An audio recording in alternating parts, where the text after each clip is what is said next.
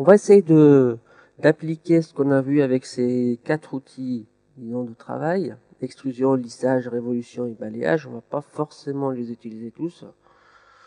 On va peut-être utiliser l'extrusion et le lissage dans ce cas précis, dans lequel je vais devoir modéliser une table basse, une table assez design, où on se retrouve avec une forme surtout du plateau à devoir modéliser avec l'outil lissage. Là-dedans, avant de modéliser ce genre de choses, ce qu'il faudra faire, c'est à peu près décortiquer, disons, votre table. Il faut savoir à peu près de comment elle se compose pour modéliser les différentes pièces. Moi, je vais partir de vue en plan, forcément. Je vais partir de vue en plan haut et vue de profil. Moi, je les ai déjà préparés. Voilà, j'ai une vue haut, ici, et j'ai une vue de profil à ce niveau. Donc, je peux venir voir ici haut, voilà, et puis avant pour avoir le profil. Parfait. Maintenant, remarquez, je vais me remettre en vue haut et après en isométrique pour me remettre en 3D. Vous avez remarqué, j'ai dû me remettre en vue haut pour avoir forcément l'axe Z vers moi. Vous savez, vous rappelez que ces 6 vues orthogonales sont enregistrées avec le système de coordonnées XY qui leur fait face. C'est-à-dire que quand je suis en vue avant, j'ai le XY qui me fait face, et depuis la vue avant, je vais me mettre en vue isométrique. Là, c'est le Y qui me fait face. Donc, si vous faites cette opération, n'hésitez pas à appuyer sur le système de coordonnées générales pour avoir le Z orienté maintenant vers le haut correctement. Ça, c'est entre parenthèses. Je vais maintenant me mettre sur le banc calque. Je vais me mettre sur le calque tampon pour pouvoir créer et modéliser ces 6 pièces. Pour cela, c'est un outil extrusion simple que je vais devoir prendre. Je prends donc mes sélections de la sorte, voilà. Je confirme, et puis la hauteur, ça va être jusqu'à ce point-là. Effacer les objets, je fais oui. Dans cet exercice, comme je vais devoir à chaque fois effacer les objets de définition, pour éviter qu'il me pose la question à chaque fois, je peux venir dans les options. Donc un clic droit option. Sinon, vous vous rappelez, vous êtes toujours dans outils options. Voilà. Je viens dans modélisation 3D et là-dedans, je peux venir dans supprimer les courbes des profils. Je fais appliquer et je fais OK. Comme ça m'évite qu'il me pose la question à chaque fois. Je vais devoir m'attaquer à la structure maintenant, donc le plateau inférieur et puis la structure supérieure ici. Donc qu'est-ce que je vais faire? Je vais peut-être avant déplacer donc les formes pour qu'elles soient au même niveau que les tampons dans la partie supérieure des tampons. Donc je peux lui dire de ce point à ce point. Donc j'ai utilisé une base sur les tampons. Je peux maintenant lui dire j'aimerais extruder aussi. Donc ce plateau inférieur, voilà. J'aurais dû changer de calque, mais je le changerai après. Je peux venir et puis l'extruder jusqu'à ce point. À ce moment-là, je vois que je ne vois plus mes formes. Style visuel, je peux me mettre en filaire 2D, soit en filaire 3D comme ça, et je me retrouve avec ma forme maintenant visible. Bon, je profite pour changer de calque, donc je sélectionne, je viens dans les calques, je me mets sur Mobilier Tab, Structure. Voilà. En même temps, je le mets courant. Il faut qu'il soit aussi actif pour pouvoir faire la suite. Je peux déplacer aussi maintenant mes deux formes. Donc, je déplace la polyligne donc, qui est là et le cercle qui est là. Je les déplace de ce point à ce point-là. Comme ça, ils se retrouvent à la partie supérieure de ce plateau. Moi, je vais mettre en filaire 2D, c'est plus léger des modes. Voilà. Je peux maintenant extruder. Donc, je peux lui dire, j'aimerais extruder ce tube de la hauteur qui va jusqu'ici. Voilà. Je me retrouve avec ma table qui commence à monter petit à petit. Je peux déplacer maintenant le carré en prenant la partie inférieure du tube qui va venir à la partie supérieure. Voilà.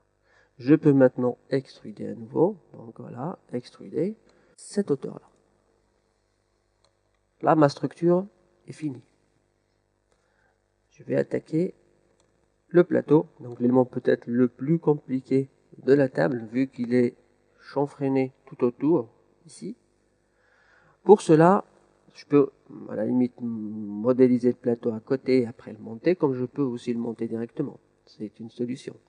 Donc là, ce que je peux faire, je peux peut-être mesurer la distance. J'aimerais voir la distance qu'il y a, vu que ces formes-là sont au même niveau que les tampons, la partie inférieure des tampons. Donc je peux lui dire, j'aimerais voir la distance qu'il y a entre ce point et ce point. Remarquez bien, vous dites, mais c'est bizarre cette distance qu'il est en train de faire. Je ne vais pas prendre les 40,6815, parce que c'est pas ça qui m'intéresse. Moi, ce qui m'intéresse, c'est la distance sur Z, c'est-à-dire la distance verticale. En tout cas, il me donne aussi, avec ces distances, il me donne les angles, mais il me donne les delta X, delta Y et delta Z en 3D. C'est très pratique d'avoir ce genre de renseignement. Là, je me retrouve avec un delta Z qui fait 22,5. Donc, je peux lui dire, j'aimerais déplacer. Je peux reprendre, vérifier encore une fois la mesure, de là à là, 23,10. Ouais, j'avais pris le point inférieur. Là, c'est la bonne distance, 23,10. Je vais faire un déplacer. Déplacer de ces formes-là, donc vers le haut de 23,10. Maintenant, pour vérifier, je peux me mettre en vue avant. Je peux vérifier ici, il est parfaitement posé. Bon. Je peux me remettre en vue isométrique. Je mets le général, vous vous rappelez, pour avoir le Z orienté vers le haut. C'est toujours assez pratique parce que pensez qu'on oriente le système de coordonnées de manière volontaire, c'est-à-dire on ne le laisse pas comme ça, on ne le subit pas, c'est-à-dire on doit vraiment le changer nous-mêmes. Après ça, je vais devoir faire un lissage entre cette forme, la même forme que je vais devoir copier pour la mettre intermédiaire entre celle-là et celle-là, pour créer mon lissage. Ça, c'est la forme inférieure, donc c'est la forme qui sera ici. Et celle-là, c'est la forme supérieure. C'est la forme qui sera ici. Donc, qu'est-ce que je fais? Moi, pour le moment, je suis au niveau inférieur. Je vais déplacer cette forme en lui disant, pourquoi pas, ce point vers ce point. Voilà, je viens de déplacer cette forme. Maintenant, je peux lui dire, j'aimerais copier, parce que c'est la même forme, celle-là, en prenant normalement la distance de là vers le bas. Je peux tourner, voilà. Alors, copier, je sélectionne. Si vous remarquez, dans la bulle polaire, il est écrit "-z". Évitez de déplacer les objets si vous avez dans l'axe Z, en profondeur, si vous n'avez pas le plus Z ou le moins Z. Là, j'ai un moins Z. Et je vais le baisser d'une valeur de 1. Comme ça, je me retrouve avec. Je peux me remettre en vue avant pour vérifier que j'ai vraiment trois formes que je vais pouvoir lisser, c'est-à-dire les trois entre elles. Je me remets en vue isométrique, je peux me remettre avec le général, voilà. Et là, je prends un nouveau calque, donc mon calque plateau, et je peux lui dire, j'aimerais faire un lissage entre cette première forme, cette deuxième forme et cette troisième forme. Je fais Enter. Si vous remarquez, il me fait un arrondi. C'est pas grave, vu que vous vous rappelez avec le lissage, on peut choisir l'option après coup. Donc moi, j'ai pas de guidage, j'ai pas de chemin, je peux faire coupe uniquement.